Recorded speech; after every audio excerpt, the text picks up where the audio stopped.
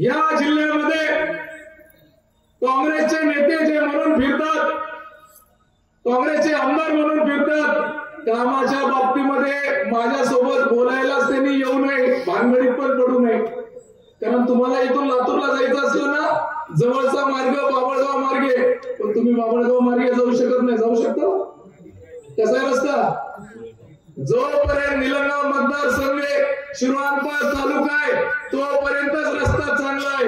जसा लातूर तालुका आला त्यावेळेस रस्ता खराब झाला. ज्याला स्वतःच्या गावचा रस्ता करता येत नाही त्यांनी आम्हाला विकासाची भाषा आमच्या भागामध्ये माझं जाहीर आव्हान आहे. आम्ही ज्या पद्धतीने विकासासाठी निधी आणला, ज्या पद्धतीने आम्ही पैसे आणले या भागातील रस्त्यांसाठी, आम्ही जवळपास या भागातून आता 4 पदरी रस्ता जाणार आहे. त्याचं उद्घाटन त्या ठिकाणी केलं, त्याचं नारळ फोडलं. 4 पदरी रस्ता जाणार आहे. 310 कोटी रुपये मंजूर झाले, टेंडर झाले, काम चालू होणार आहे. आता या शिरवानपाल मधून हा 4 पदरी रस्ता जाणार आहे. अहो, काँग्रेसचे आमदार किमान बाबळगाव मध्ये सिंगल पदरी तरी रस्ता करा आणि मग आमच्या सोबत बोलायला या. आम्ही रस्त्याच्या पुढे गेलोय, आम्ही रेल्वे आणतोय आणि निश्चितपणे दादा इथली लढाई ना ही इथं स्थानिक मधील लढाई नाहीये. आज संभाजीला जे थांबवण्याचा प्रयत्न चाललोय, कारण त्यांच्या लक्षात यायला लागले की ह्या माणसाला जर थांबवलं तर आपल्याला जिल्ह्यावर आपलं वर्चस्व करता येईल. आज आपण आलं, त्यांना हे बघवलं जात नाही. त्यांना वाटतं की एवढे मोठमोठे माणसं यांच्या सोबत का येतात. काय केलं यांनी करून करून? यांनी विकासाची भाषा करतात. यांना पाणी पाहिजे होतं तर घर नेऊन पाणी चोरायला आलते. यांना पाणी पाहिजे होतं मंगेश पाटील, तर कुठून पाणी चोरायला आले लातूरचे? घर नेऊन. आता मला सांगा, त्यांच्या ऐकण्यातला माणूस जर चुकून त्या ठिकाणी आपण त्याला मतदान केलं तर पहिलं काम काय करेल? तो पाणी कुठं घेऊन जाईल? घरणीचं घेऊन जाईल का नाही?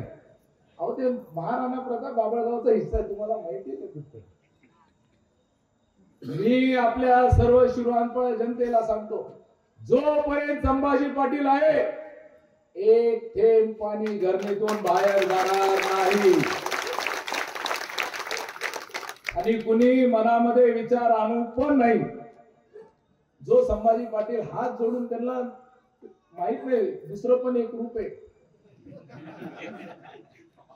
मी माझ्या जनतेच्या समोर नतमस्तक होतो, ह्याचा अर्थ म्हणजे माझ्या जनतेच्या हक्काचं जर घेऊन जात असेल त्याचं नतमस्तक जे मस्तक आहे ते बाजूला पण ठेवण्याची ताकद त्या ठिकाणी. तुम्ही पालकमंत्री असताना रुपये दिला नाही. माझं जाहीरपणे आव्हान आहे, तुम्ही ह्या मतदारसंघाला पालकमंत्री असताना किती पैसे दिले? तुमची जर हिंमत असेल, तारीख तुम्ही सांगायची, वेळ तुम्ही सांगायचा, त्या ठिकाणी मी हजर होईल.